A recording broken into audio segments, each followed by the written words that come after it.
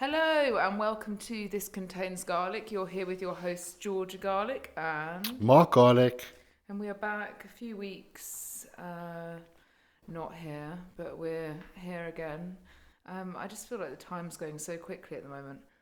Yeah, the days are flying by, and we've already just had our summer solstice. That means the longest day, and the days are going to get shorter.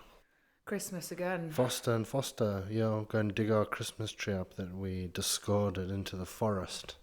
Well, I can't exactly say that we can't pick it back up, Mark, because we literally did discard it into the forest. So I don't think it's going to be in a fine state for us to be able to. No, but we did have a very good Christmas tree, though, didn't we? Yeah, we spent enough money on it. Jesus Christ, that was expensive for a tree. That was the first time I'd ever purchased a real Christmas tree, ever. Yeah, because like you used to have plastic ones in Africa. Same, yeah, plastic ones that we used to get out the top of the cupboard. Yeah, I mean the same as Christmas decorations in general, but Yeah. I'm not really for a plastic Christmas tree. I just think it might. Here we go.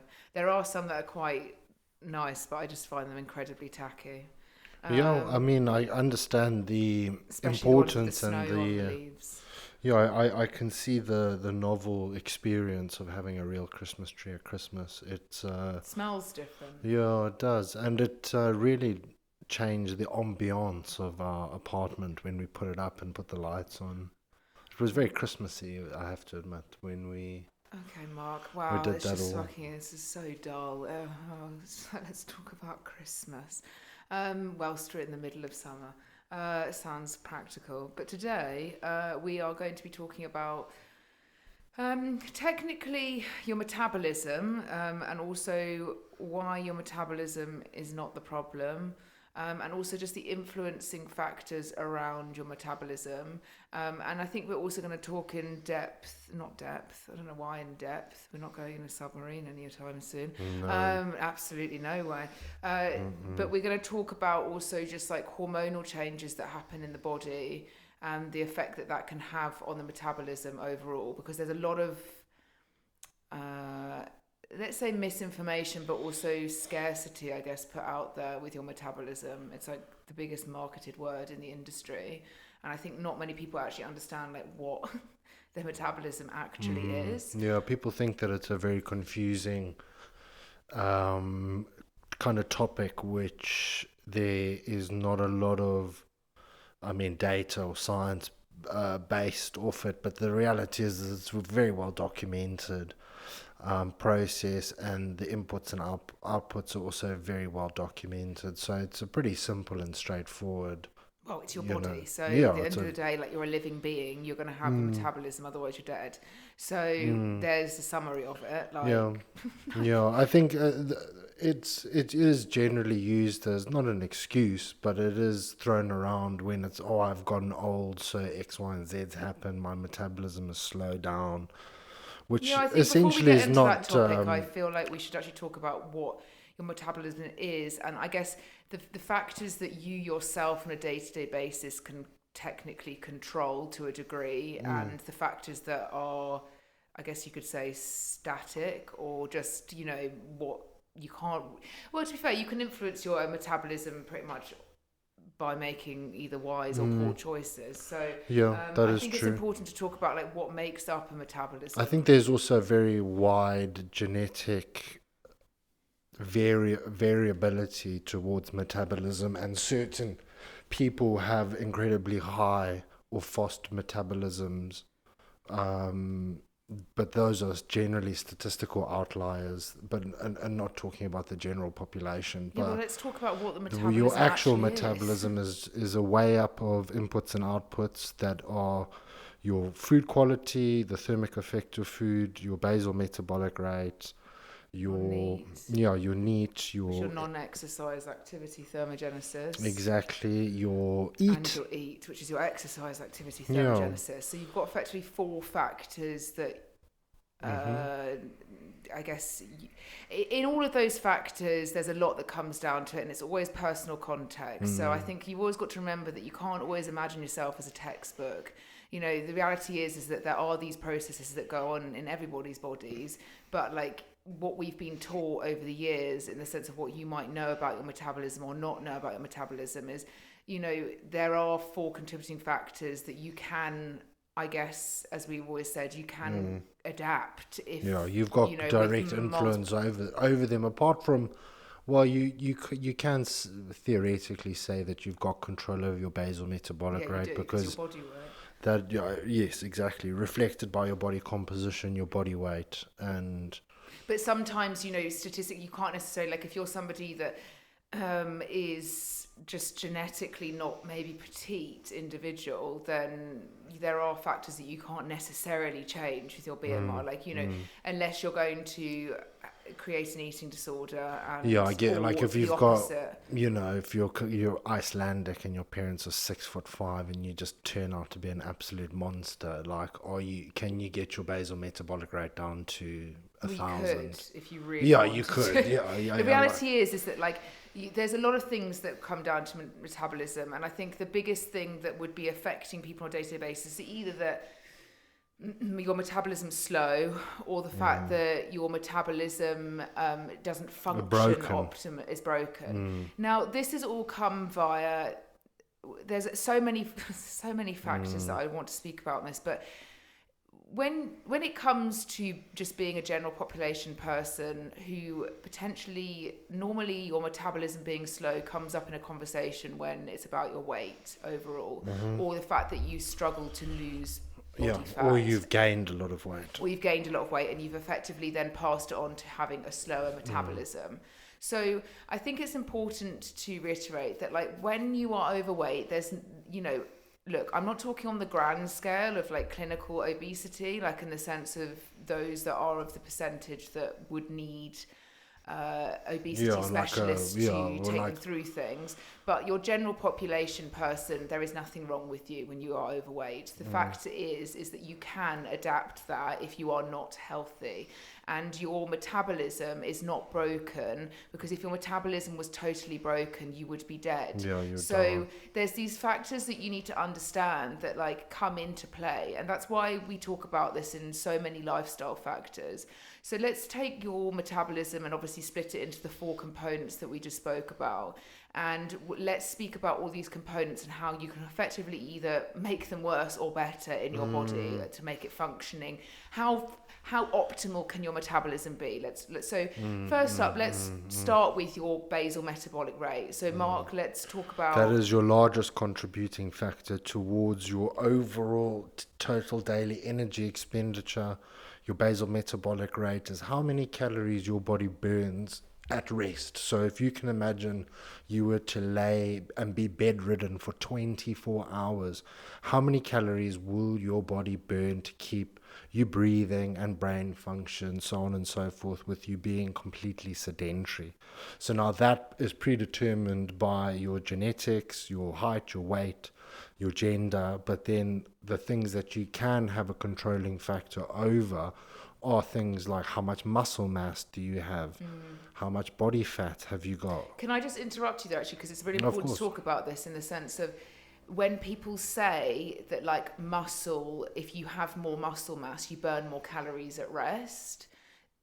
Look, essentially, is it drastically different? It depends on the composition overall. It works out to an additional 3 to 7 calories, depending on how much muscle mass you have. But 3 to 7 additional calories burnt per hour for a 24-hour period. But, for example, does that run via everybody that might go and try and build muscle or have... No, I think, like, the higher end is obviously those that... No, you need to have muscle mass. Contribute to their metabolism, like 101, you know what I mean? Like those that have considerable amounts of muscle. Just because you're a strength trainer, you go to the gym and you're trying to build muscle mass doesn't necessarily mean you have muscle mass. See, when people step on the scale, and PTs used to do this all the time, when their client used to put on weight and then you stand on the scale and they'd be like, oh, it's because you've gained muscle. And it's like, fuck, like, muscle doesn't turn into fat, and neither, or vice versa. They're two very separate things. Muscle just takes up less room than what fat does. If you look at the comparison of like a lean muscle versus the same 5 pounds of like body fat, it's just the denser. space is vastly different. So that's why obviously if you're overweight, you're naturally bigger, you know, and so, and if you're leaner, obviously that means you obviously got more lean muscle mass. But it's just like something I want to say about BMR, because a lot of people always bring that up, like, oh, if you've got loads of muscle, but like I also think it's very important, like, what is that differentiation of like how much muscle? Because does it really have, for the general population, a significant difference? Yeah, I think it to does. their actual BMR. Well, I would say that if you had not a substantial, but for that individual you had additional muscle mass, then I would say you're looking at between about 150 to maybe 200 calories on top of your normal basal metabolic rate. So in going on to like stuff like when it comes to training and adapting that, obviously we are massive promoters for like strength training, resistance training, lifting with weight, and progressively obviously overloading. But this is where cardio, which is a conversation, comes into play, because those that think that they're going to dramatically lose weight and be in shape, normally are pushed in a direction that you've got to do endless amounts of cardio to get there. But what actually that does is effectively lowers your BMR to the point where if you're losing if you lose a lot of body weight and you don't strength train and you're doing it via a heavy calorie deficit and excessive energy expenditure in the sense of cardio, good luck, because your BMR is going to be literally on the floor. So that's why it's so important that you aim. And that has been proven in studies with regards to the cardio only based group lost 7 pounds of lean muscle tissue. So just call it 3.5 kilos of muscle.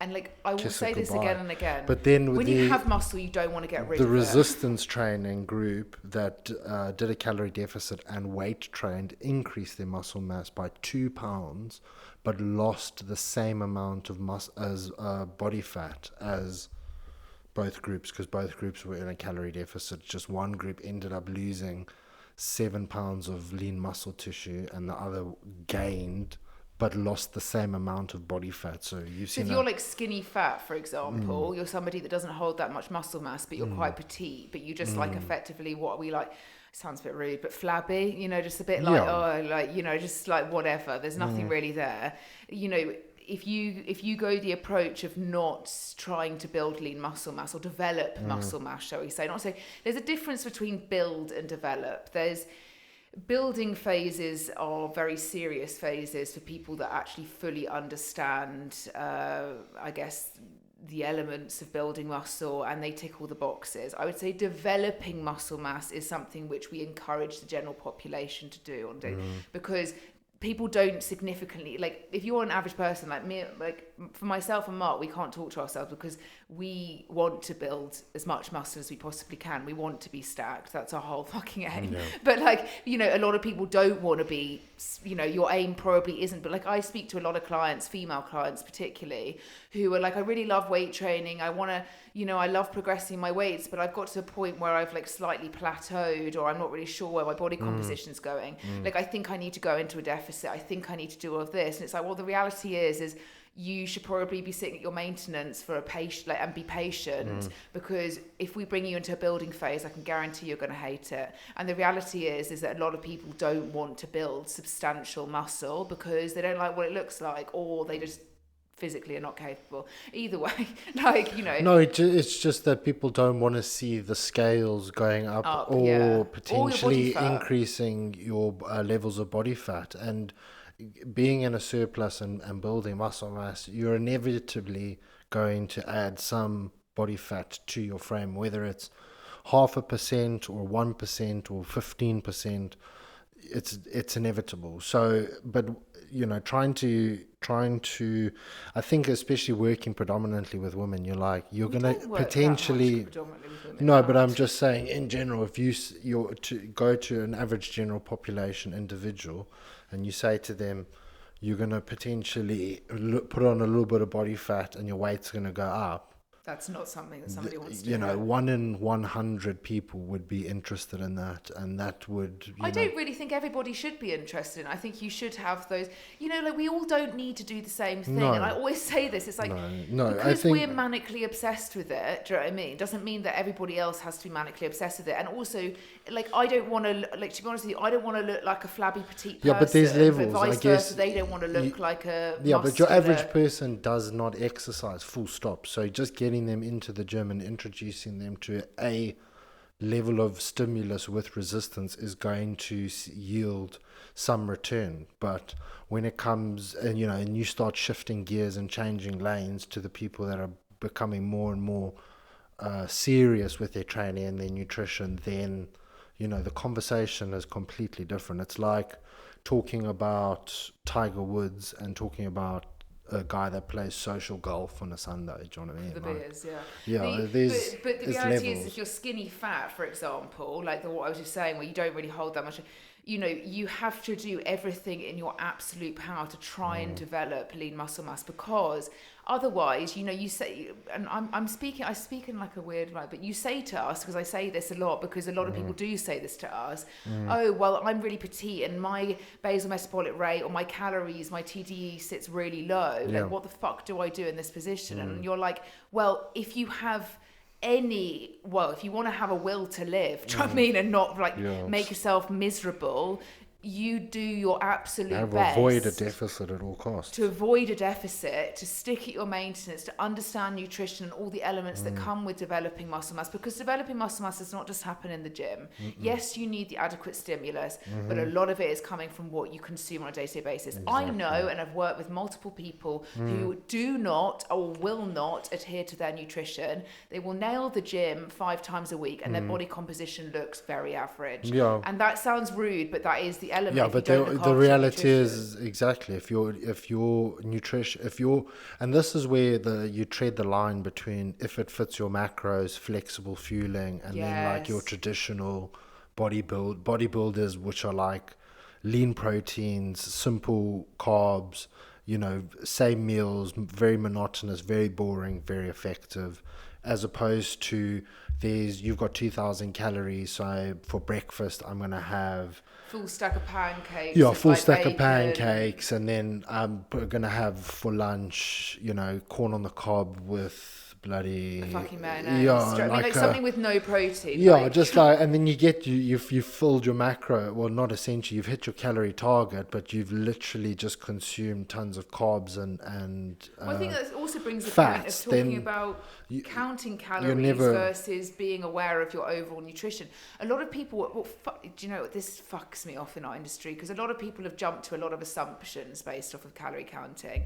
And should you make people calorie count, they automatically think it's this non-nutritional I feel like that narrative thoughts. is dying, though. No. Like, I'm talking about the fact of people like the biggest mainstream media weight loss companies. Like let's talk about like Slimming World, Weight Watchers, all the people that have been around for long periods of time. Forget all the cretin coaches out there, but those kind of people set a narrative that, first of all, it was like, we're going to limit the lists of foods that you can eat, and then they realized, oh fuck, like science is going to catch up with us here, and something's going to whack us in the face.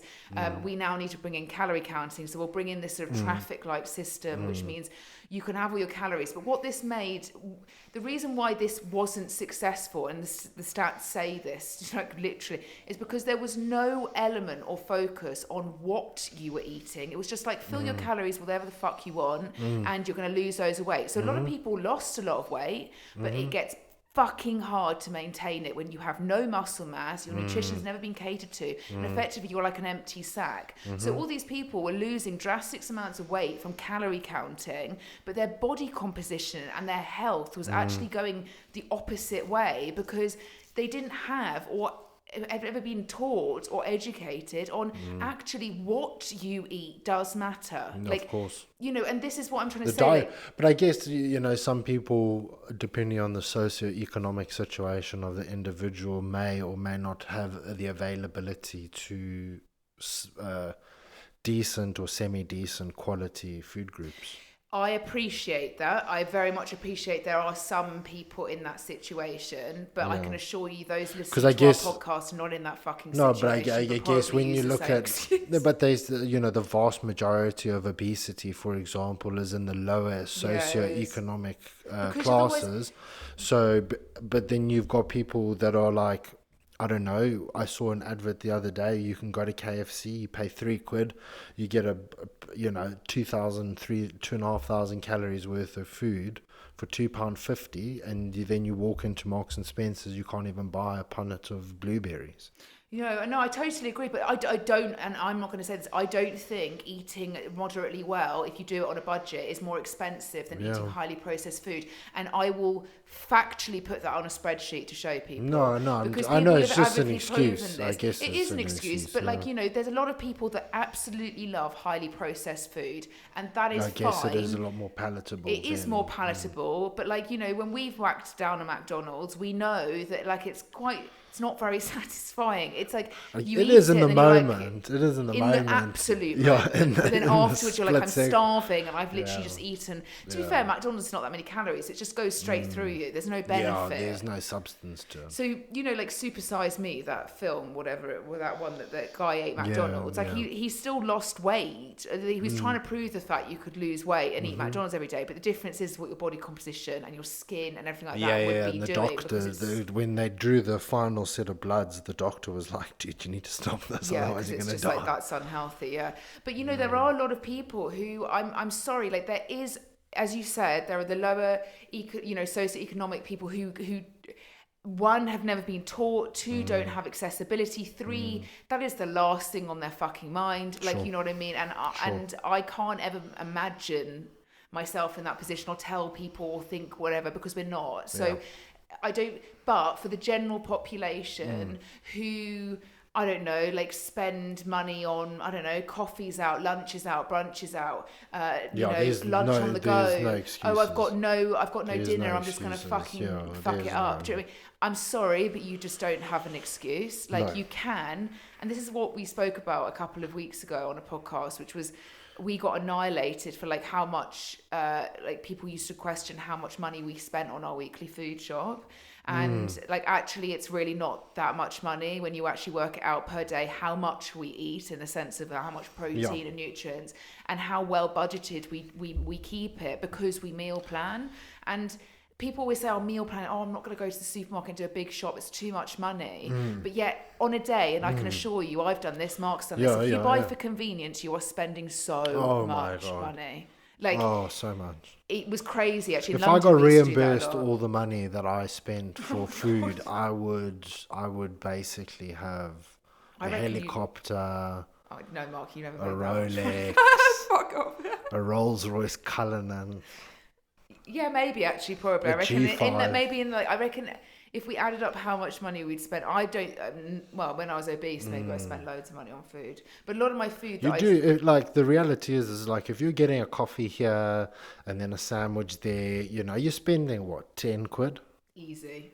and then Well, the depends on the audacity coffee, to but turn around and we spend what, $130 a week. No, we don't. We do 150. 150 a week, but that's pretty much about it, isn't it? I'd Yeah, say. it depends on what our week is, but on the average, meal plan, If we don't change our minds and I fancy something else, and we pretty much stick to it, that's one or two purchases a week. Where most people are doing takeaways, convenience-based coffees and foods and meals and drinking and well, X, actually Y, going and on Z, to this do you know what I point, mean? because a lot of people forget what they eat on a day-to-day basis, and this is why tracking is one of those things which is a big wake-up call, because people actually have to take responsibility for what they're fucking consuming and not just forget.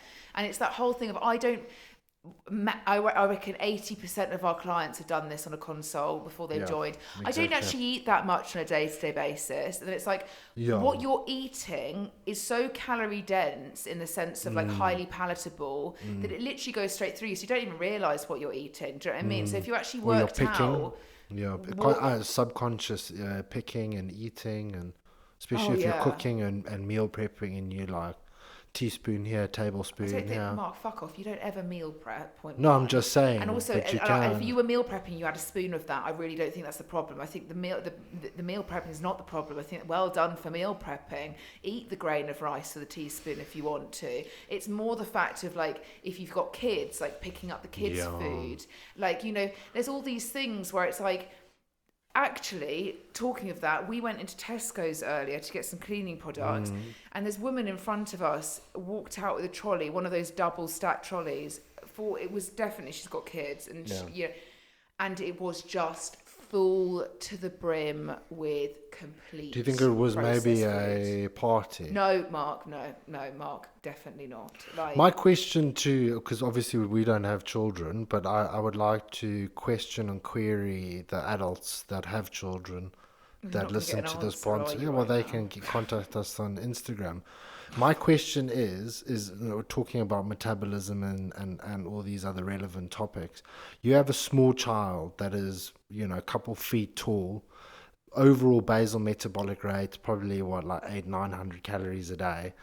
What makes adults in their right mind feed children like 9,000 calories worth of like grown-ups food and then not think that that's going to have an adverse effect on their energy expenditure, mental health, body composition?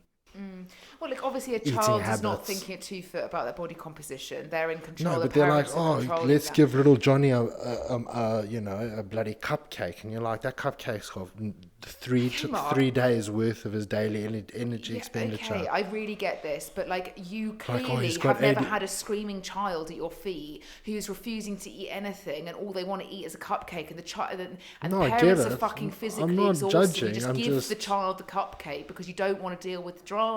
So actually, no, do I think filling your trolley to the brim with Chicago deep town pizzas and fucking, all of that as like a good day-to-day basic meal? No, I don't really think that. Like, and I know you've just spent £4 on the Chicago pizza where you could actually get a packet of chicken breast, probably some rice. But again, then the kid's screaming because it's not as palatable, and the child doesn't come out of your fucking. You don't push that child out eating a deep frozen pizza, do you? Yeah, that's so true. Fuck, maybe you enjoy eating them, like in the sense of, so but you don't push it out, going like this child, unless the child is allergic to food. But then it's also the disordered eating of just constantly giving the children oh, I'm hungry. Okay, here's a snack. Oh, I'm hungry. Here's another snack. Here's another snack. Yeah, you've got to try and. Here's another snack. Oh, let's sit down for a main meal. Oh wait, I'm not hungry anymore. But I've just paid 15 quid for your kids' menu. Now you just push the thing around, and then 2 minutes later,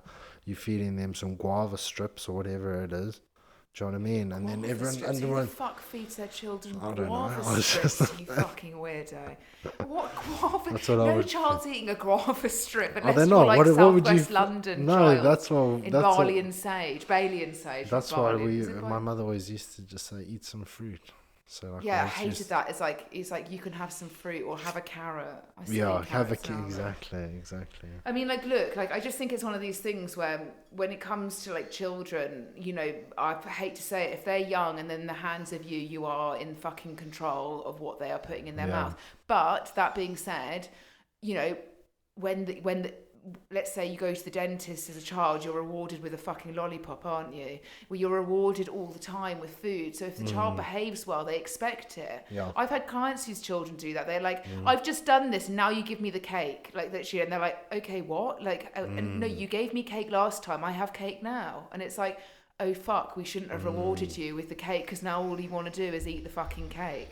So, but I know it's hard. I mean, I speak to multiple clients, and we know, like, to try and get a child to sit down and eat food. But I also think the parents are the image of this. If you're quite a fussy eater as a parent, and then your child watches this, your child legitimately, the foundational nutritional habits form at like such a young age. And they watch everything that you do, that you're the role model.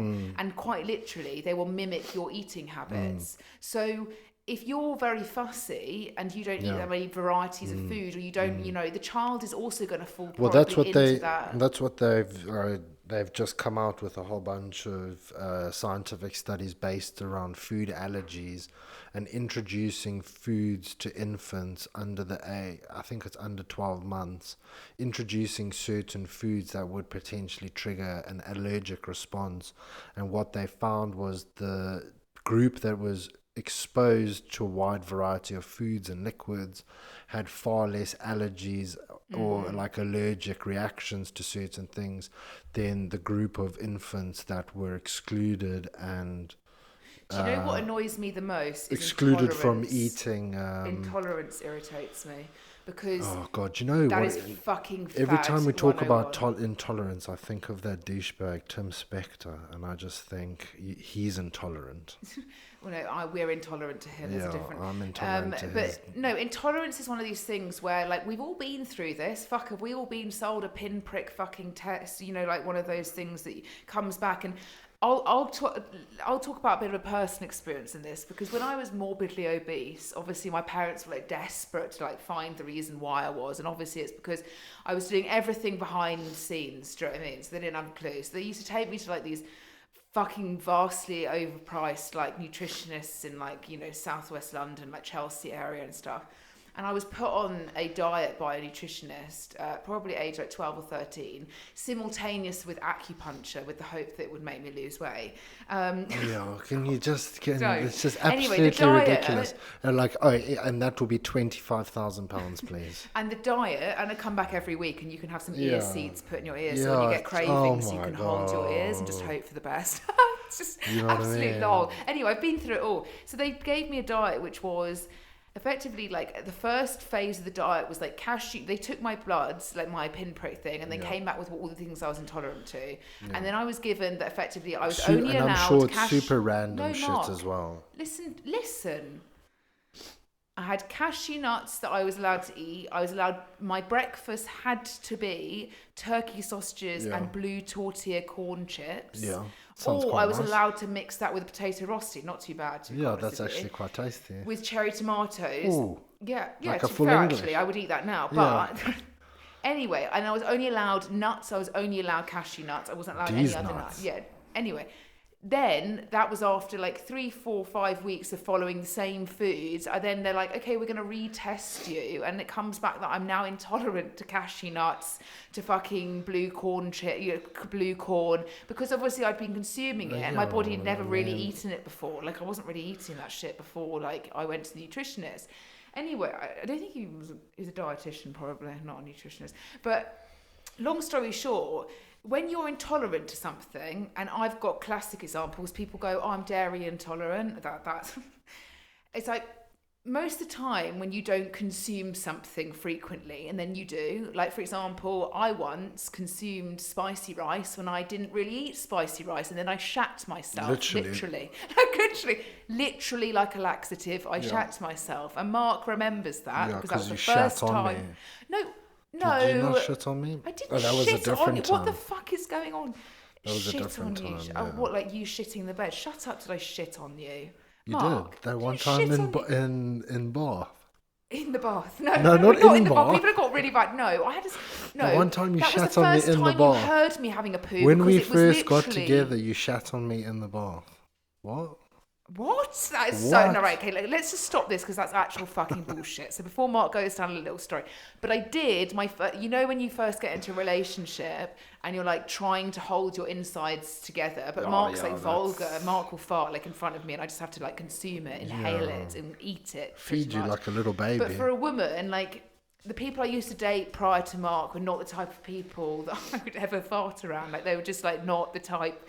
So, the same with going to the toilet. You wanted to, like, have all the music on or the fucking taps running or something when you were about to go and shit yourself. And that was the first time I just had no control over what you heard in our apartment because my stomach was just like, yes, don't I eat do spicy remember rice that, again. yeah. It was like a Spitfire in World War II. Mark, you are fucking rude. That's you on a daily Do you want me basis. to- I can make the noise. No, please don't. No, don't make the noise because that's you on a daily basis, honestly. But the reality is when It you're was so different. Obviously, growing up with all boys, we used to all congregate in the TV room and have farting competitions and see who could fart the longest. like farts were just very amusing in our family. That was about it. Like I don't think Yeah. it was like an avid like. I remember my mum. Oh God, my mum was gonna rage at this. I remember when my mum broke wind on. Oh God. Oh, Jane Oh my farting. God, we were in I could Australia. never, No, we were honest in Australia. And we were never building a imagine your mother sandcastle. farting. We're building a sandcastle, and my mum's going to listen to this, and Yeah. she's going to remember this specifically. And suddenly, I thought the motorbike had been like somebody had started a Jane. motorbike, and Jane had let one rip Oh, so Jane. loudly. That was the first I think I'd ever remembered a fart. Did it all stink? No, it's just the noise. I think it was just like fucking hectic. But anyway. Yeah. But I think in the sense of intolerance, like, I guess this links to also stuff like gut health and all of this digestion and bloating and all of this. You know, most people that come to us that struggle with digestive and bloating problems have such sporadic nutrition on a day-to-day basis that they have no consistency. Their body doesn't know what to expect, when to expect it. It's not only that, it's your other self-care habits that really influence your digestive efficiency and the digestive hormones that are on a circadian rhythm, Think about which intermittent is fasting though. your sleep. You know, if you're sleeping 5 hours a day, or waking up in the middle of the night and having broken sleep, the chances of your digestion and bloat and water retention to be, above board is non-factual. What you generally do find is, because everything is on a chronological base with regards to the internal workings of your digestion and the enzymes that partake in the process, it's, if you're not constantly tending to your sleep and making sure that you get adequate sleep and recovering and so on and so forth, then your digestion's always going to be rotten. But I think sleep, yes, that does that literally rules things. But I also just want to talk about those that think it's a good idea. Okay, so intermittent fasting. I'm going to quickly do a brief overview. Intermittent fasting technically just restricts the time that you eat, so that it hopefully reduces the amount you eat throughout the day. So then overall puts you in a calorie deficit. Yeah. That's if you adhere to it and the calories and all the rest of it. But moving forward from intermittent fasting, what it has created is people thinking that if they go long stints without food, that they're going to be better off in the sense of their body. Now, what that does is fuck your digestion up.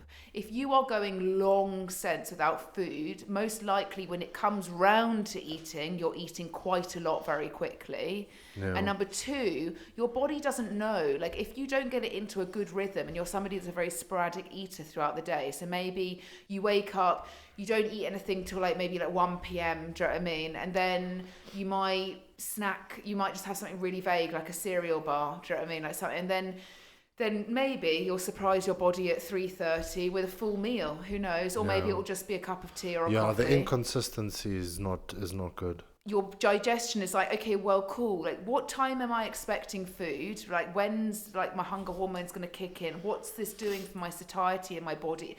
It's like, what are you doing?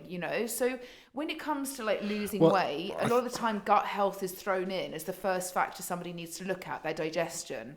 Oh, your digestion's off. So you need to address your digestion before you start to embark on losing weight. Yeah, but the only people that have that narrative are people like Tim Spector, who say that you need to... The whole of the general population pretty much have that whole opinion. Do they? It. Mark, how many prebiotics and probiotics do you think is the alternative to just fucking doing anything? Oh, I can't do anything because I'm bloated. Yeah, no, I get that, but do you think people are taking the probiotics under the assumption that that's going to help them lose weight? No, they're taking it because they're being told, in my eyes, if you are holding a lot of body fat versus lean muscle, you're not very... Statistically, that is not healthy. Okay, you're metabolically unhealthy. So what? Sorry. Metabolically unhealthy. Yes. Thank you for that. You're metabolically unhealthy. Thank you for your interruption. But you're naturally, if you're holding a lot of internal body fat around your organ, all these places, your digestion is not going to be optimal. Your gut health is not going to be good. But what can make it quite good, because you've got to remember your gut and your brain are obviously completely linked. And it is a thing with gut-brain axis, where you have to think about, what all the hormones that signal off in the brain and all of this thing that goes in the body.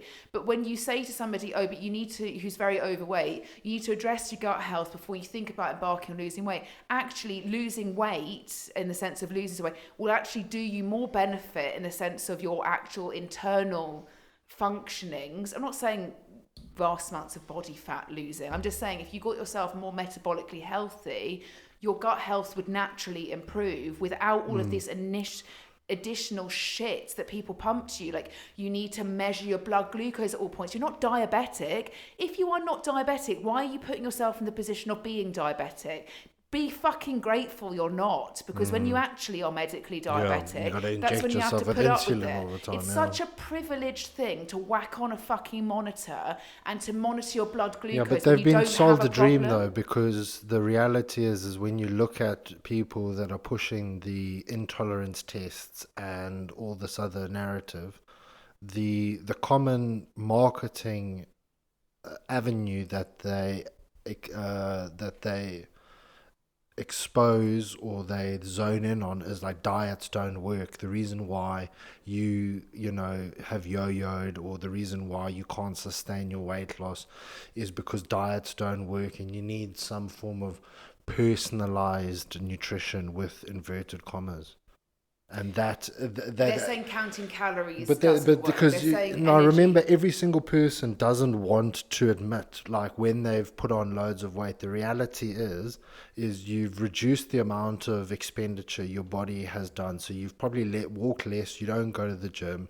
You've consumed a very calorie dense diet, more calories than your body, and people think the connotations of those outcomes are lazy, them being lazy or idle, and it's very confronting for oh well, I'm 50 years old and I can't, I'm not 30. Do you know what I mean? There's always an excuse.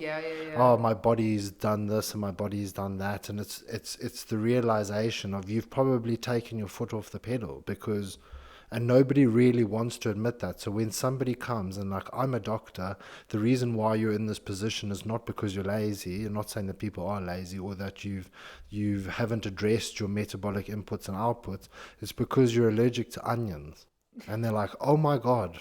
Yeah, and then can you just pay me 4,000 quid? And everyone's signing up to this dude who's telling people that if they drink... He's not a doctor, though. He's a professor. His thing on his Instagram is the cringiest thing. He's the most cited something or other, and just the look of him irritates me, because... it's you know what he's done. It's a constant appeal, exactly, because that's all you see is Hazelmere mums. We're walking with their patches on, getting into their electric Mercedes Benzes. Do you know what I mean? Who just come out with spin cars. Yeah, I find it the most pretentious.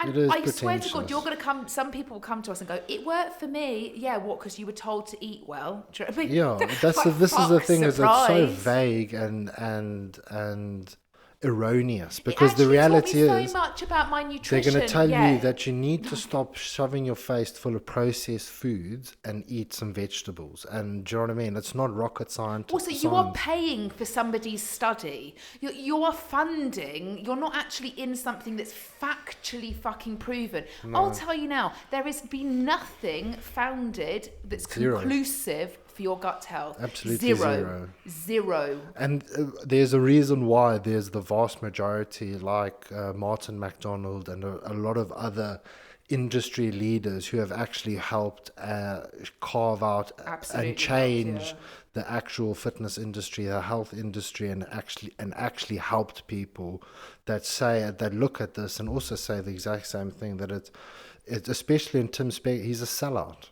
Because it's an appeal to authority. Everyone just assumes that because he's associated to King's College, he knows what he does. Helped with the COVID and everyone wants to, get him on the podcast, because at the end of the day, the health and the fitness industry is very is a hot topic, is a hot market, drives a lot of attention, and drives algorithm. So loads of people will get him on the podcast so he can say completely and utterly outrageous shit. They'll clip it and then they'll use it to drive audience. Like we've spoken about this before. Stephen Bartlett is the one where he goes on there and says, oh, calories are a lie, and if you drink orange juice you're going to get cancer and all this other bullshit. And people are just chomping at the bit either to say no, you're wrong, or to say, oh my god, you're right. And it's just we just get further and further away from the actual answer. What annoys me the most is not like we've gone on about this, and you've got a thing about Tim Spector. I just think he's a bit of a prick, and I'd also just love to see him practically fucking do this with somebody. Yeah, I'd love to see him actually coach somebody and not just sit on a podcast and just shout out random shit. I'd love to like what he would do, like dealing with somebody that goes through an extensive period of grief, somebody fucking close to them dies, they're trying to lose weight, they're metabolically unhealthy, they've got 3 kids to look after, the husband completely wants to get sedentary. You know what I mean? Completely sedentary. What you're going to do? Oh, can you just put your blood glucose on and eat a bran muffin and then just see that your blood glucose is going to spike because you've seen a carbohydrate? Yeah, you've just had a spike after you've eaten this, so you definitely there's the other woman that I can't stand to as eat well. Carrots. Oh, the glucose goddess. Yeah, but fuck, what a yeah, load but that's of like, that's the same as people that do bar. She's genuinely telling people. It's actually astounding that people are like, wow, this is extraordinary. And if you're one of those people, please, honestly, like just don't even listen to the podcast or reassess yourself. Because you are looking at a graph. Oh, if you have broccoli before honey and yogurt, do you know what I mean? Your body's going to process it better. If you eat lean protein before eating carbs, do you know what I mean? So what she tells you to do is technically eat food singular. Okay. So that you digest them better. You trick the body. So your glucose levels don't spike so much. So she's like... So when the person goes to KFC, they're going to eat the deep fried chicken first, and then they're gonna confuse the body, because God forbid, not everybody, everyone's digestive tract and the sphincter muscles leading into the stomach is just gonna sort all the different foods out. It's not going to mix it all together, and the digestic acid and the bile come together to mulch everything together with it's all going to come down, confuse the body, and then your glucose levels are. It's almost like a label maker. It's like that kind of level of... But when they go on podcast, nobody asks them a simple question. So if glucose is the thing that we need to be really concerned about, why is it that your body turns everything into glucose? Yeah, and they'll go, because we need to manage the glucose spikes over time. So she put an example, I saw this today because one of my clients sent it to me. She put a thing up that was like, what to do in a situation when you want popcorn. And she was like, if you want toffee dripped popcorn, the shit that's really good. Do you know what I mean? Like something like this. Like, she was like, what I would suggest is that you change that and that you have air pop popcorn with salt. And it's like... But that's not the same. Do you know what I mean? What's that going to do? So you're saying don't have sugar. Just reduce the calories. Just reduce the calories. I don't think you're not saying that that's not going to spike. This is a better. Yeah, it's called just making a better option. But you're still what people don't understand. But there's always going to be a market for that, though. So the same people that buy anything Gwyneth Paltrow makes, like you know what I mean. There's always going to be the neurotic, skinny white woman that will buy into anything. I'm sorry, that's just the way it is. And do you know what? Actually, I was in hairdressers, and I said this to you the other day. I just can't stand how fucking pretentious people are. So the woman, this is just because skinny white women fuck me off. It's so true though. But please tell me I'm wrong. But you just see it's all very affluent white women dollar bills that are the worried well. The husband's a hedge fund manager. They're living in a 6-bedroom, £4 million house with Theodore and Cuthbert both going to Eton. Do you know what I mean? And all she can worry about is her blood, whether or not her blood glucose is spiked. After she's cocaine, she railed up. Yeah, do you know what I mean? With a glass of Whispering Angel. Yeah, exactly. It's just fucking. But the thing is, is though, like we can say this because we fucking know, like literally, and like we genuinely. But it just doesn't practically help the people that actually need to lose weight and are very unhappy and unfulfilled in the way that they look. It's just putting another.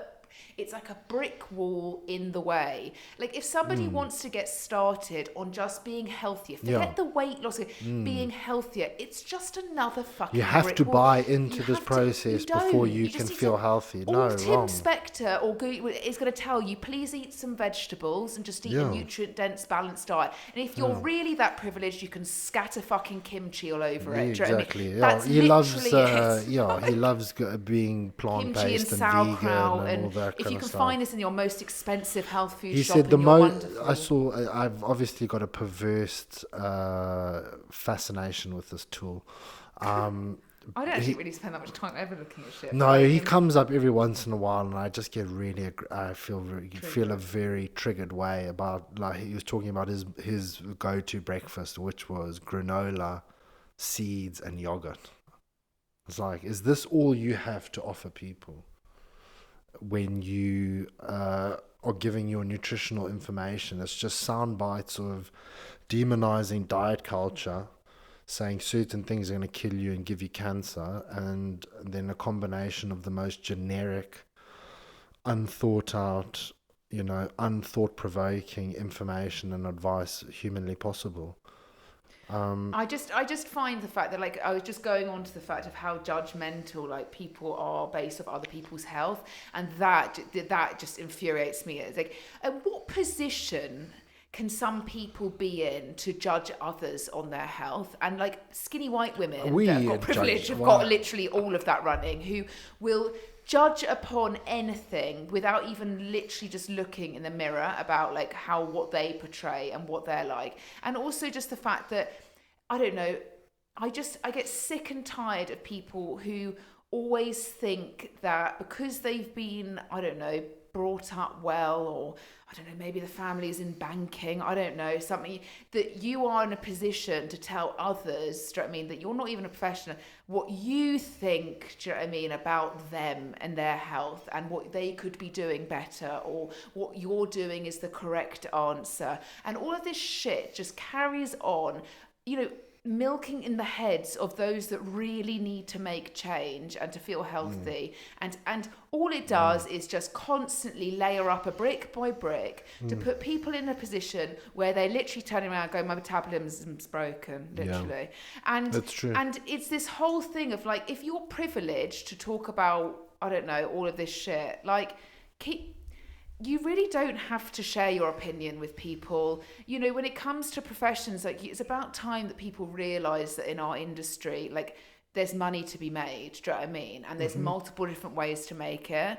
And if you feel like something doesn't quite add up, either ask the question direct to them and see the answer, which is normally doesn't really add up, or don't be so gullible about buying into it and realise that unfortunately, very unfortunately, when it comes to sorting anything out about your health, it's going to take time, effort, patience, because it's about anything. It's exactly the same as if you are diagnosed with something god-awful like cancer. What do you have to do? Do you know what I mean? You have to go through the processes of going through hideous treatment to get to the position where you are completely decrepit at the end of it. Like, we've watched it with clients, it's absolutely miserable, but you've got to go through a process in order to get out hopefully a result which is good. And it's exactly the same as, like, people just think that all these things are going to solve their issue, and the reality is that just like the stats in the UK currently read, which I was like actually astounded, there's more people out of work due to sickness now than there ever has been. Okay,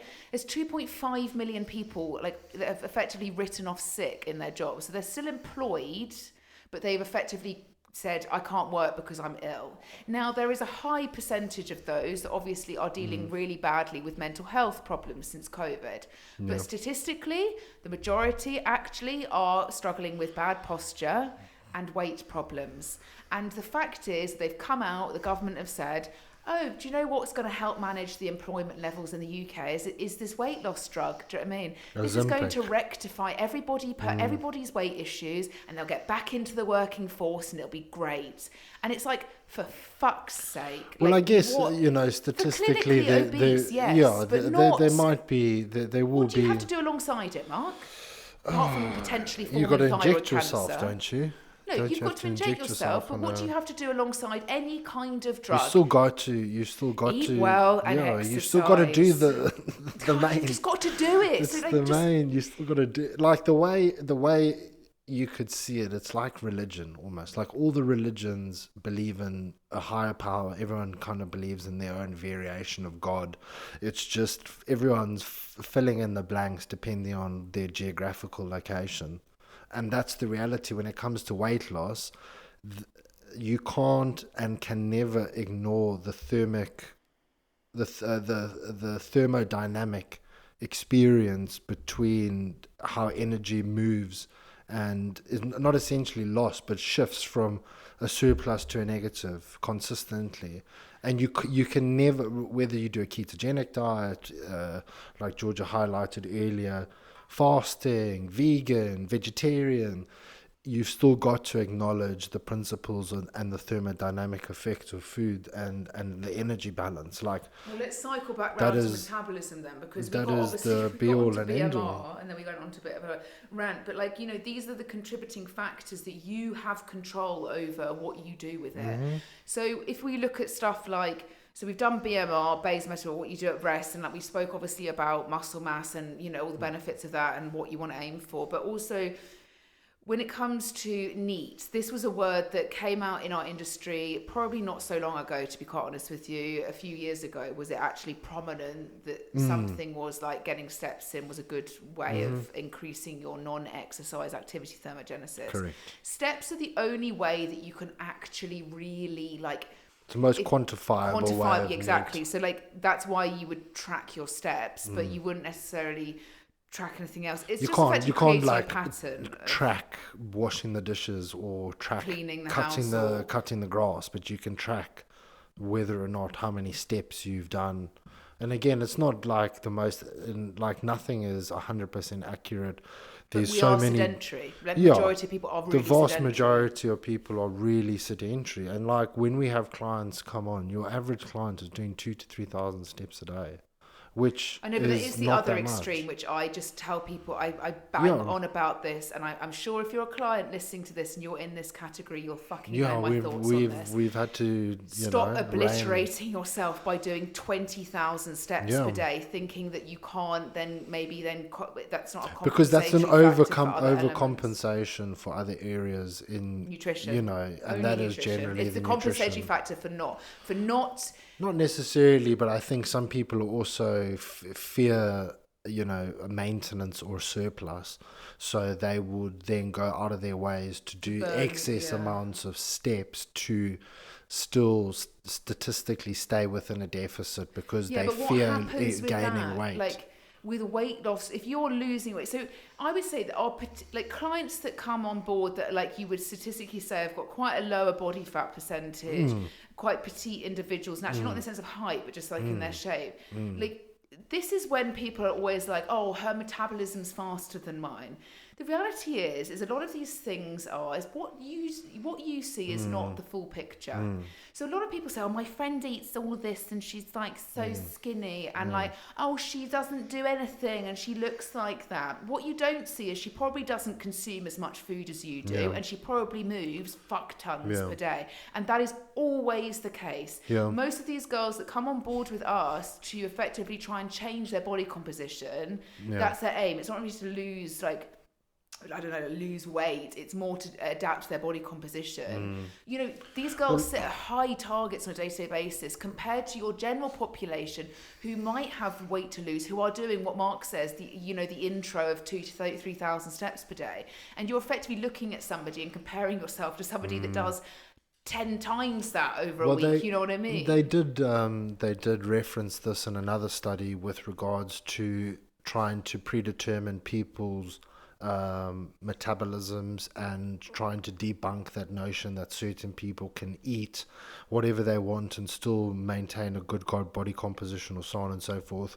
And what they found was the people that, let's say, oh, my friend eats, I see them eat X, Y, and Z in a meal and they're still in shape. The reality is that could potentially be the only meal that they eat Literally. for the day. So, Yeah. and what they also found was those people with their body composition and body fat in control, or on the lower spectrum, they are burning on an average between 6 to 850 additional calories on top of your average sedentary individual. So that's why when like somebody walks around, like whether or not they've got muscle mass, like you know what I mean, and they're petite, is because they're moving. Do you know what I mean? Okay, there are the genetic anomalies. Do not get me wrong. No, but those, always. There are going to be statistical but they're outliers. not really this. But let's. But talk there about are people that are statistical outliers in a positive way, and people that are statistical outliers in a negative way. Yeah. So there are people, and there are a very small percentage of people that go into the gym, can lift weights as hard and as heavy with progressive overload until the cows come home and see literally 0% returns, because they are statistically an outlier on the wrong side of the railway tracks. But let's not talk about that, because that's just such a statistical But there are also outlier, people that are, and generally they turn into world-class bodybuilders, for example, who hypertrophy ridiculous amounts from the most rudimentary stimulus provided to the body. But that's those are 0.1% on one side, 0.1% on the other side, and the vast majority of us fall in the middle. Yeah. So actually going back to this, like we were talking about NEAT, like if you are somebody, so I was just talking about the other end, like there's a lot of people that don't have control over their nutrition, for example, who will then go and obliterate doing steps, or they think it's just the way they're going to burn more. But what happens if you're on a weight loss journey, okay? So we obviously want to lose body fat here, not muscle, but you get the gist. If you're wanting to lose weight and you are then deciding that you're going to double up on your steps in the sense of the thing, all that's going to happen is you're fucking hungry. So if you're trying to moderate your calorie intake and then you go and excessively go and output on your exercise or your non-exercise thermogenesis, you are going to be hungry, what happens then? You end up eating The thing more. is, I guess, it's also not, they're not clear-cut and completely accurate inputs and outputs. So you could potentially, okay, I'm not going to track my calories today. I'm going to do an extra 8,000 steps and I'm going to eat whatever I want, right? But the reality is when you eat, like you consuming calories is so much easier. Than you burning calories. Do you know what I mean? So you could potentially do, let's say, 8,000 steps, but, this depends on the gradient. This depends on the speed. This depends on X, Y, and Z. You could potentially think, I'm probably going to burn 300 calories doing that. The reality, it's more like 80 or 100. And then it depends on it depends then you on add the person, an additional meal, or I'm going to have X, Y, and Z, and this is where it becomes a slippery slope, because it's always coming from a point of trying to balance. Exactly. And this is the thing, like if you don't have balance and you're always trying to seek balance, your body's never going to be like in its optimal position. So when it comes to doing, like, I don't know, so if maybe you're trying to lose some weight and you decide that you're going to do excessive amounts of steps, and then you decide that actually I can't keep this up, so for a few weeks I can't do that many steps per day, so I've done it for 6 weeks straight, I've done 20,000 steps per day, and then I'm fucking fatigued, I'm doing that on top of training, on top of all of this, and I'm really tired, and now I'm not going to walk 20,000 steps per day because I don't have any energy to do so. So I'm not going to do that, or my body doesn't want me to do that for 3-4 weeks. And what happens? You go backwards because your body's like, well, you were. And then when you fluctuate, what happens? Yeah, yo-yo. Do you know what I mean? And then you end up just miserable. So NEAT is one of these things where, technically NEAT is something you're not consciously aware of, but because we are very sedentary as a human race, we have to make markers somewhere. Like, you know, we've got to put some level of We are, adherence in somewhere. and I don't think people really grasp how sedentary we are compared to previous generations. So, Yeah. again, referencing studies, because pretty much that's all I do with my life is read studies, as you can tell. Don't. Your grandmother and your grandparents averaged 8 additional miles on top of what you walk on a weekly basis. And also the food was also super unpalatable back, like, Even then, it wasn't, Mark, for fuck's yeah. But sake, remember stop we talking. watched You that you're in the war. do You're you in the remember war we watched that areas. program and they showed children of this current generation the difference between their school lunch and a school lunch in the 50s? No, yes, Do you Mark, remember that? because the food availability was not there. There was hardly a car fucking functioning at that time. You couldn't just drive. You didn't have Uber Eats on fucking Yeah, wheels, that's did what you? I'm saying. You didn't have every restaurant on the high street, every corner shop, every supermarket with 4-for-1 fucking deals and all of this shit. You didn't have that. So I appreciate it, but we can't be living in the 1950s. We've got to adapt to where we are now. And just how fucking technology has seemed to have skyrocketed past the human race's fucking brain so far, I would like to think that humans have got it in them to get back to some level of, I don't know, just like be like the reality is that we're talking about this on the back end of something that happened that didn't happen in anybody's life prior, and that was the pandemic. COVID, and you know, this has completely, and I say this probably everybody, ruined the health of So many multiple people. populations because it just took away everything that was normal. And, you know, like maybe you were in the office, walking to the office, going to the thing, and now you're sedentary at home, remote working. You know, we had 2-3 years like this. That's our life. And the UK is disproportionately worse off than any other European or Western nation with regards to excess deaths after COVID. The UK is the highest by a factor of 3. It infuriates me how And unhealthy they our are, country and is. the UK is and has been as of this year been labelled the most unhealthiest country in Europe. Yeah, but what tops that actually worldwide is like Saudi Arabia has just been rated like one of the highest. It's not actually, America's actually like 30th on the list, which you'd be absolutely astounded by. But actually, in the sense Saudi of the Arabia, countries, I could see Saudi Arabia. I think it's Pakistan, India, Saudi Arabia, developing nations. Yeah, well, also it's cultural food, the way things are cooked, it's cooking methods, it's, you know, hereditary diseases that are picked up on, you know, culturally with family, like it's.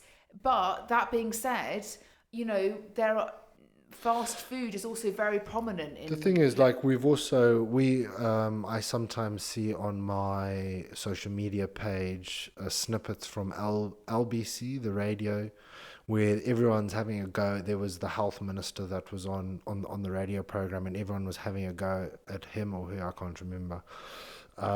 With regards to knee operations, hip operations, and the strain those kind of procedures have on the NHS and the backlog of operations X, Y, and Z, and how the NHS is X, Y, and Z, you know, failing and blah, blah, blah, blah, blah.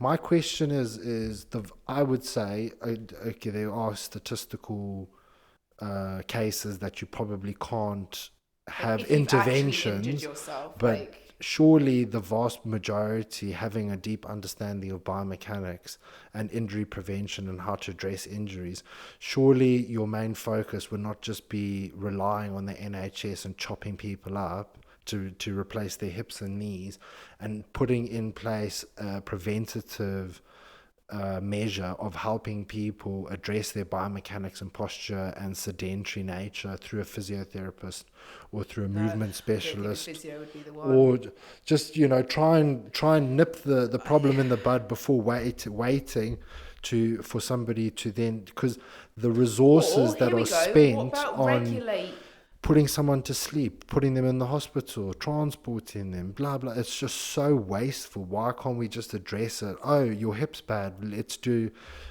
some table tests. You've got no hip mobility. Let's try and get you stronger over the next 12 weeks before we then have to chop you into pieces. But the thing is though, like this is what I've said to like multiple clients. They either come to us like post hip operation or like on the verge of a hip hop or whatever. Like the reality is that we've all got a goal. If you come to any professional, whether it's a surgeon or not, like, and I'm not saying that those that might have like, No. I don't know, completely had a manic ski accident. Yeah, Like, you know what I course, mean? Like I'm talking about those that effectively it's just gone downhill due to lack of, and you know this age range is, we're not talking in necessarily in the 60s, 70s, 80s. We're now talking in the 30s, and that's the worrying factor, is the fact the age is dropping down and the posture and the biomechanics is getting worse. And the reality is there's responsibilities on all sides here. Pharma companies pump the world, so there's number one. Do you know what I mean? Anything to do with pharma things, you know, they need a cut. So there is that we're fighting against. That I don't think we're ever going to be able to win over in our particular industry. That's true, yeah. But in our industry alone, like, if we're going to make the most of people maximising going to the gym or strengthening themselves in some degree or moving their bodies, can we all just fucking at least get on board with how to do it properly?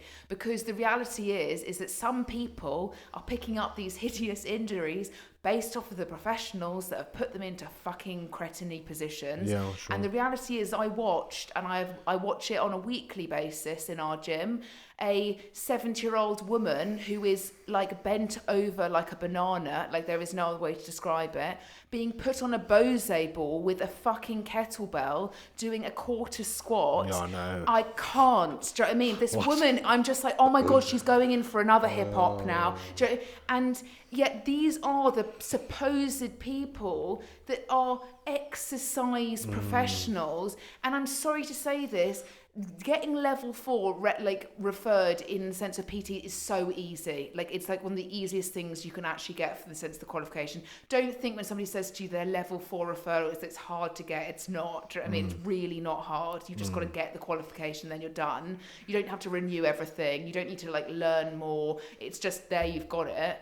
You know, all these people that are getting referred, these people that potentially have joint pain or, oh, let's go and do physiotherapy, they're not qualified, have no understanding as to how to do it. Like they have no understanding of how to help somebody. But they those are the people should though, because it would take so much strain and stress off the NHS and just the UK in general if there were preventative measures and not waiting to put people into such a labour-intensive outcome of putting them in the hospital, housing them in the hospital, chopping them up, giving them anesthetic, going through the rehab, going through the occupational therapist, going through the physiotherapist, going through all these things. There's no hospital beds. You're putting a strain on the NHS, blah, blah, blah, blah, blah. I said to my dad on the weekend, I said to my dad, because my dad obviously does strength train now, but like he went through radiotherapy when he was, like early 20s with cancer. And effectively it wore away all of the vertebrae in the top of his neck. So his posture it's not ideal. Do you know what I mean? It's like something you can't necessarily fix in the sense of completely because there's nothing really holding it up. So the fact of the matter is, I said to him on the weekend, we were talking about it, and he was talking about his mum, so my grandma, who is now in her 90s and is not doing so well. And she's had multiple falls and all of these things. And I know that happens in the elderly now. But I said to my dad, you owe it to me to fucking continually strength train and put yourself in a position where you are not spending all your hard-earned money on endless care because you can't walk anywhere or you constantly fall over. You know what I mean? You owe it to yourself because you have the availability and you can do to continually do this. Like, and I said, like, you know, because otherwise, I'm sorry, if you can help yourself, you fucking ought to help yourself, because I'm sorry, as much as you might be tax-paying citizens, you might have earned shit tons of money and paid into tax, that does not automatically mean that you are superior to anybody else in the health system.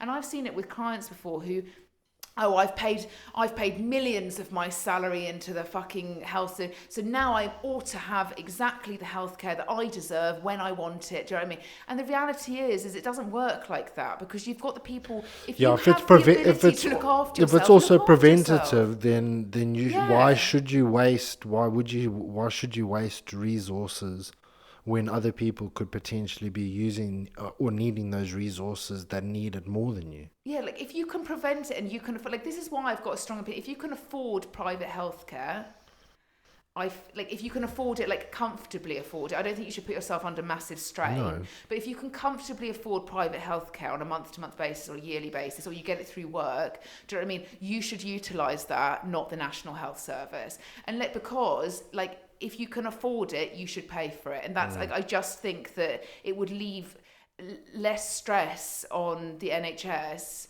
I don't know, going forward. But the fact is that all these NHS, they don't want to be dealing with people with a bad fucking back. Do you know what I mean? If you can prevent that, why are you not preventing it? You know, and you should. And the reality is you can. Is we have taken people literally that have done 2 or 3 consultations with the surgeon about to go under the knife and have been told there is no possible way that you can rehab this without, getting surgery or replacing your hip or replacing your knee or spine. Do you know what I mean? Yeah. They were told this is impossible. And then 6 weeks of structured and periodized strength and conditioning with the right exercise selection and mobility has them in the best shape of their life. In the sense of physically, biomechanically. Yeah, physically, biomechanically. It's just, it literally comes down to, like everything, like with the metabolism, a system of processes. The joint has lost mobility due to there being fundamental structural muscles that are weak or incapable of achieving a certain result. And all you have to do is encourage the muscle to do that. The body is a highly homeostatic and adaptive entity that once you start to apply that stimulus on a consistent basis, that is the most important part of the sentence. You can't do it for 3 weeks and then stop. You need to be doing it indefinitely. The body will, and we have seen it adapt countless times. But it's exactly the same as my thoughts on like having been previously fucking morbidly obese, and the thoughts of the fact that the whole miracle weight loss drug, and encouraging that, keep it to those that fucking need it and stop encouraging it to those that think it's just an easy way out of doing the hard work, because you are not teaching anything to anybody. You are making them reliant on a medication which actually factually correct can literally give you thyroid cancer, and it's proven. So what, are you now going to stem the 1 in 2 cancer rates in the UK to 1 in 1 get fucking if you're cancer? if you're a doctor and you're giving people things that actively give them thyroid cancer, you're going to be the same person that then sells them chemotherapy down the line.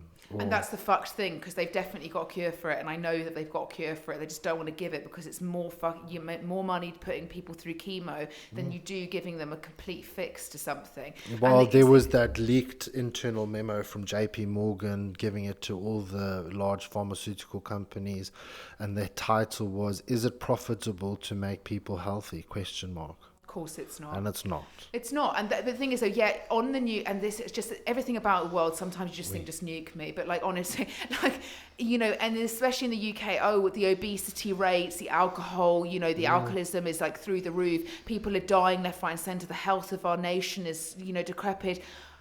Let's just do absolutely nothing about it. If you're somebody that's like, maybe you're a middle class, pretty round, I don't know, person. And what I mean by well-rounded is not personality. I mean well-rounded in the sense of what you look like, okay? And you honestly think that you have the right to be injecting yourself with shit because you're fucking lazy. And you also have the financial ability to look after your health, to get a fucking personal trainer, to get somebody that actually gives a fuck and is going to help you. I'm sorry, you have no excuse for yourself. And maybe it's the Chelsea lot that we used to train with, but you know so many women that are like that. And family, friends, like it drives me insane.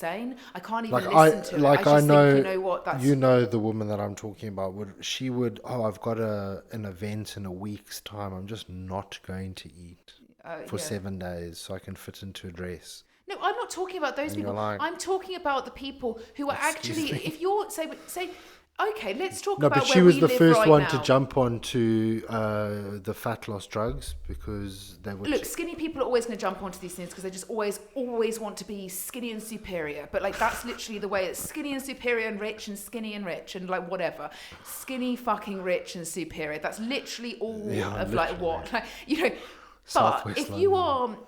here we go. Linda sat in because we live in the area, I'm going to say it, sat in the large house at the top of the hill in Hazelmere, do you know what I mean? Discovery on the driveway, husband's got an Aston, do you know what I mean? The husband, bit overweight, loves to drink. She's fucking 7 stone overweight, do you know what I mean? Loves the rosé, always thinks that she doesn't eat anything, but she does just fucking eat everything, you know what I mean? And you have the ability to go and get help and prevent yourself being on a strain to some sort of national health in the next 5 to 10 years, that I'm sorry, you literally don't have an excuse other than to utilise the professionals that are going to get you into that position. You should be so fucking grateful that you can. But yet all these people sit there and go, why me? Do you know what I mean? It's like, what the fuck's wrong with you? You said that Georgia Winton, you got your hair done yesterday and the lady sat in the hair salon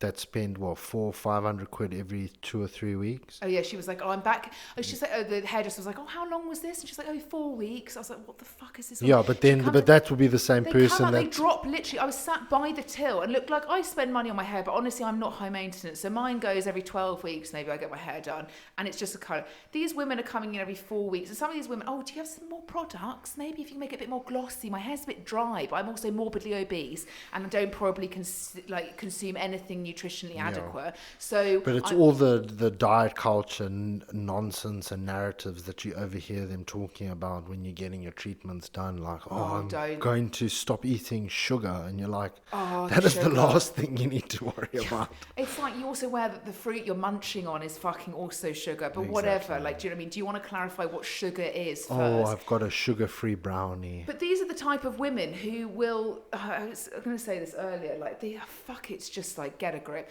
It does annoy me, sorry, I'm not going to lie. There are parts of sorry, I just think, my God, why was I brought up here? But no, honestly, there was the woman who owns the hair salon. That hair salon, I would be assuming, does it very well. They've got full-time employees, very well. It's like the only good salon around the area. And the audacity of this woman who was a fucking housewife, do you know what I mean? She was a housewife, she didn't work because I heard it. Oh no, I'm just busy arranging the flowers, do you know what I mean? Like, you don't work, okay. This woman who's the owner of the hairdresser was doing her hair, and she said, so what's your daughter up to now? Isn't she the age of university? And she said, oh, she's actually going to study. She's really keen to get earning some money, and you know what I mean? And she'd love to just go into hairdressing because obviously I've been her guiding force in it. She said, oh, so what does that entail then? And she said, well, it's years of qualifications, learning, experience. You know, you need to be in the work. Oh, so she's not going to go to university, is she? And then she was like, no, she's going to go and earn some money and like make a, you know, try and get a job, all of this. Oh, and your son? Oh, he's going to be an electrician. Oh, interesting. I just thought, oh, because you think that university, my family in banking, so little Timothy is now going to go and study law, specifically in financial law, you know, and you just think, well, it's not little even Timothy's that. Half going to of have them, a cocaine problem in about 4 years' time, do you know what I mean? He'll be living in a flat in Clapham with 4 of his lad mates, and he'll be ringing on your door at age 30 when he's fucking broke. Sniffing like, his inheritance away. Yeah, literally. So, but it's not only that, it's also Tarquin going and getting a master's degree in English literature. Do you know what I mean? Fuck, what, you're going to go and read Shakespeare to like a library? Like, so you've just gone and you've spent 150 grand for your kid to go and do that to become an estate agent. Yeah. And the person that's become a hairdresser who's worked a fucking 6 years worth of actual life experience and work experience before you wipe the shit out of your eyes and come out of university. Yeah, no, and also like what was funny is I also said to Mark, on the other side of me was a daughter of like probably a Hazelmere mum who was about 17, probably 18 years old, and she was talking to the hairdresser who was apprenticeship. Who was talking about what they were going to buy for their boyfriend's birthdays, and the apprenticeship, the girl was doing the hair, was like, oh, you know, we like to spend on experiences, you know, like we're going to go to Amsterdam, and like we've worked really hard to save up for it. And the daughter in the chair, whose mum was paying for the hair and all of this shit, was like, oh yeah, I've got like no money, I can't do like anything without asking my parents, you know what I mean? I just thought that's the reality of those that want to go to work and earn money, and those that are just sat there waiting until university study's over, that they can just go and grab onto a master's somewhere with the hope that they're going to get somewhere after that in a career. Well, it's all nepotism. They said that 50% of the jobs in London are through nepotism over who is better qualified and more suited for the job. And that's always the case. It's always about wherever I've though, worked in terms of gyms and stuff, people are always hiring their mates or their cousins or... Yeah, and look, keep it in the family if you trust it. Do you know what I mean? But I think at the end of the day, like it is all about who you know. Like literally who you know. And like it's the same as like, you know, we've known a lot of people in our jobs, and it's helped us in some elements. Do you know what I mean? Like, we've never asked anybody for anything, though. That's the reality. Most people would have leveraged all the people and the network that we have had access to, and we have not ever done that. Because we're still to this day known as very reliable, very trustworthy, and really nice people. So that's the winning part. Because those that don't and just milk it, sometimes you don't have the same... I don't know, you ask them, oh, what do you think about them? And you just get some really negative response. So I have to say that just because we didn't utilise people or use people for our own benefit doesn't mean that it hasn't benefited us in the long run. I appreciate I think it's very interesting because we haven't even really actually completely gone down the whole of the metabolism. I just feel like we need to close that because now we've gone on a tangent. But in the functionalities of a general population, there's nothing wrong with your metabolism, but there are factors like we've discussed, BMR, your needs. Now let's talk quickly about your thermic effect of food, which is kind of linked back to what we were speaking about when it came to what your body composition could look like if you adhered to nutrition versus not adhered to your nutrition, but you still strength trained equally the same amount. You know, thermic effect of food is very, very important. It's effectively how many calories your body burns when you digest something. So thermic effect of food, the highest thermic effect always comes from protein. So that's why protein is such an essential macronutrient for you to be intaking on a day-to-day basis, and a relevant amount, and it should always be your first priority in the sense of your target, so that you effectively are burning more calories as you digest your food, which automatically also means that protein is obviously the most satiating and satisfying macronutrient. And the other very important thing about protein is the fact of the composite, depending on what protein sources you are eating, got different compositions of essential and non-essential amino acids, with the most important amino acid being L-leucine, which is the amino acids that triggers muscle protein synthesis reaction within the body. So making sure that you have the presence of essential and non-essential amino acids is going to help with the hypertrophic signaling that happens within your body. And when you don't eat that, you know, you can get the same hypertrophic values from plant-based proteins. You just got to make sure that you're eating the right combinations and variations. But if you're not eating protein, give yourself some kind of complete. Yeah, but if you're not eating protein full stop, and your diet is predominantly carbs and fats, like Georgia was touching on thermic effect of food, when it comes to like fat, for example, the thermic effect of fat is between 0 to 5%. That means your body utilizes 0% energy, which means it can easily just store it as adipose tissue, or it takes an incredibly low amount of energy to convert and store fat. So if the vast majority of your diet is fat, your body is just happily accepting that and storing it as adipose tissue, assuming you're in a calorie surplus.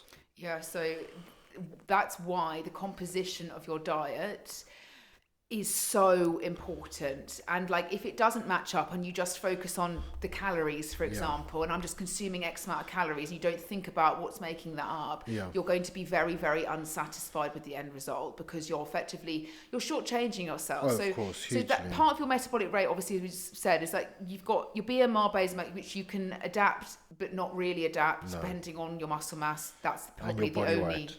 And your body weight, literally. And then you've now got obviously your NEAT, which is the most adherable target and thing, is to measure your steps on a day-to-day basis.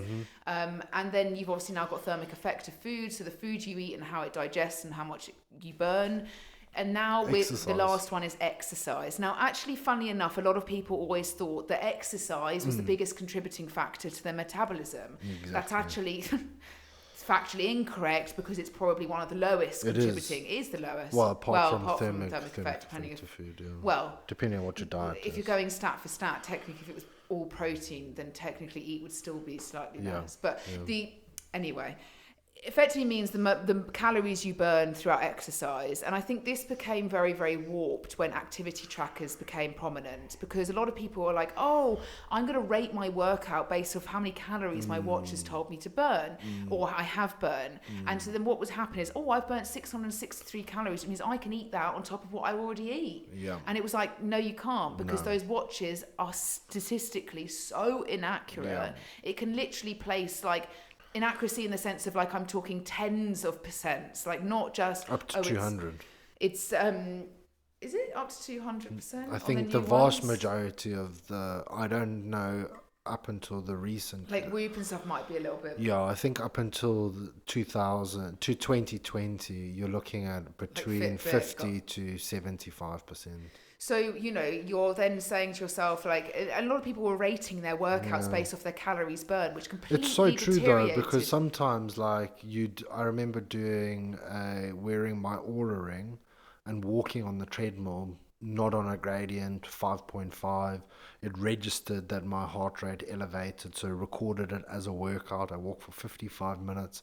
It was like, well done, you burned 650 calories. I was like, no way. But that's the thing that we still currently deal with clients, though. It's like, oh, my watch is telling me this. And I'm like, yeah, don't eat that. Why have you doing it? Because I wish it was the case, because we'd all be gloriously fucking... I wish I could burn 600 calories just walking on the treadmill on a flat gradient. That would be great. But even if you can, and if you were somebody that statistically did, the whole thing is it's too inaccurate. Like that shit, unless you are legitimately... Until something is inserted inside of us, like...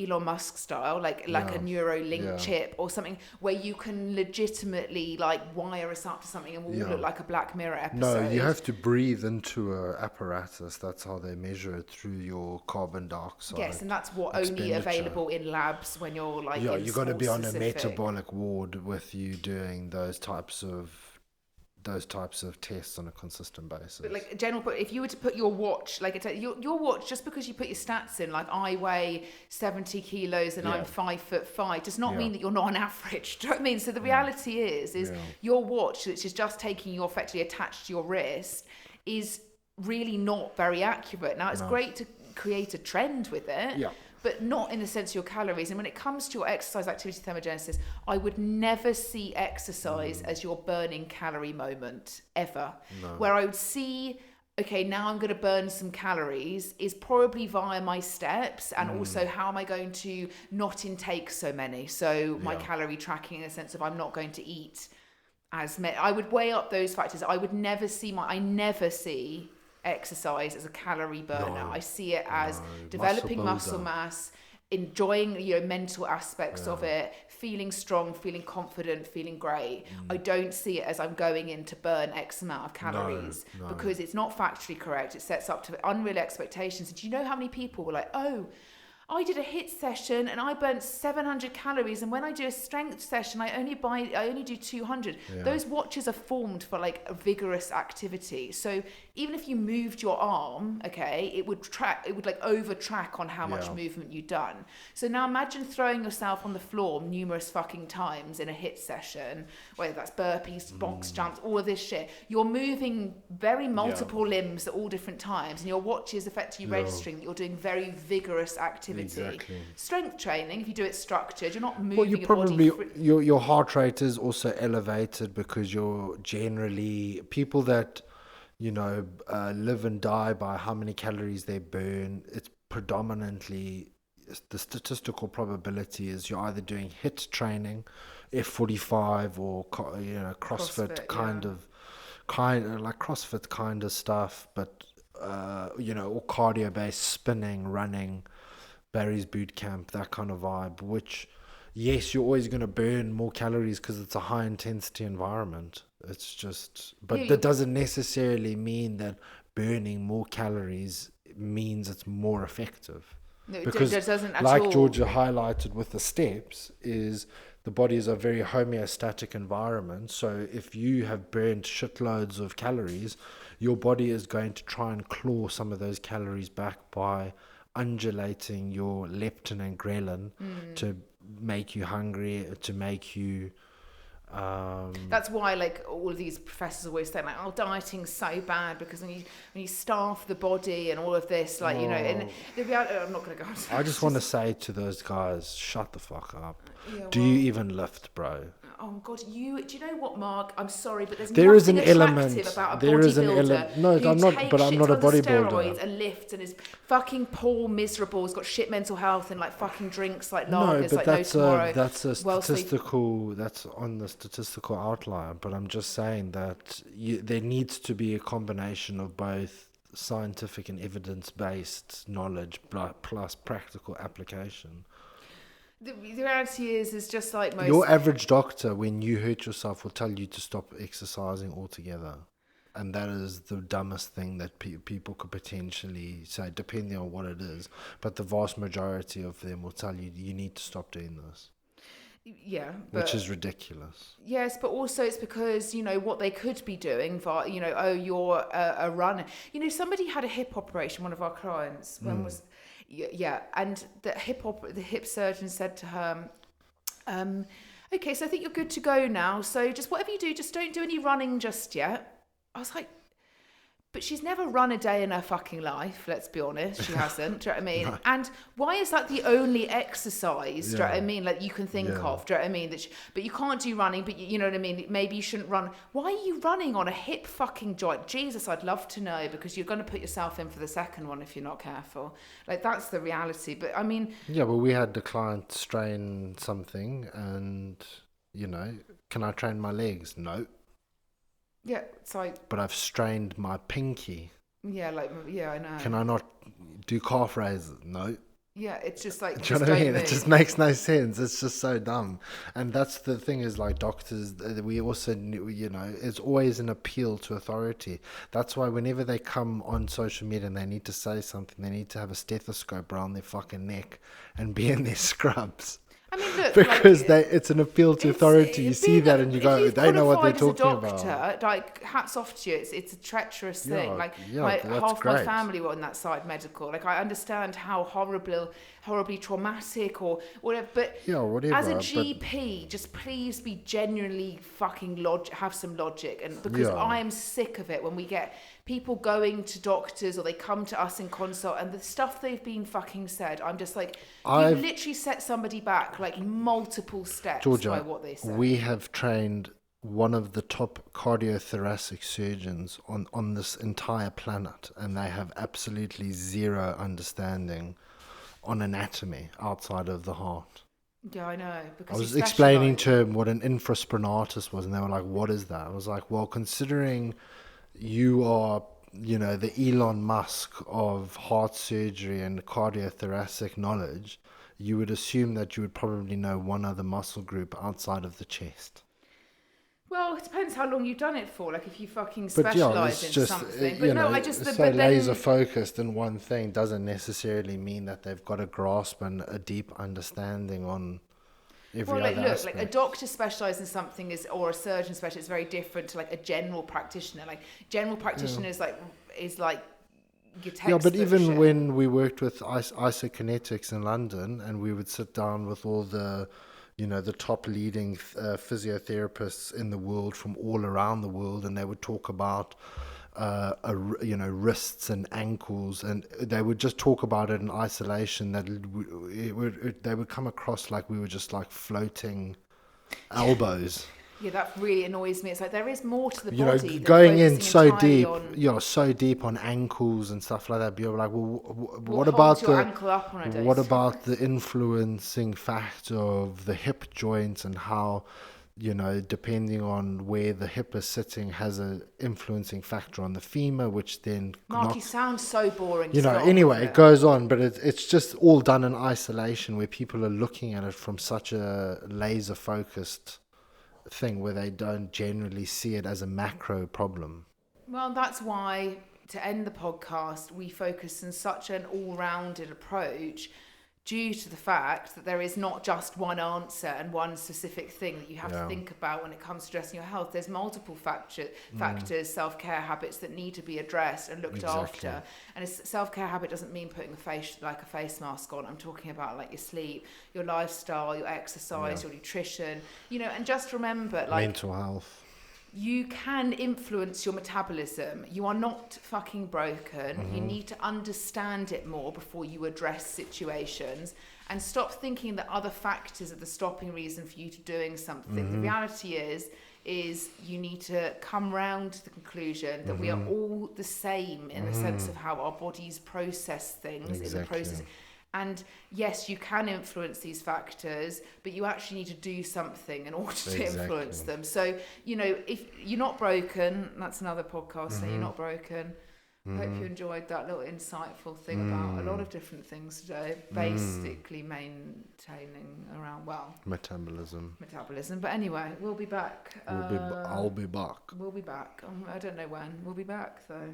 So stay tuned, and we hope you enjoy. See you later. Bye. Bye.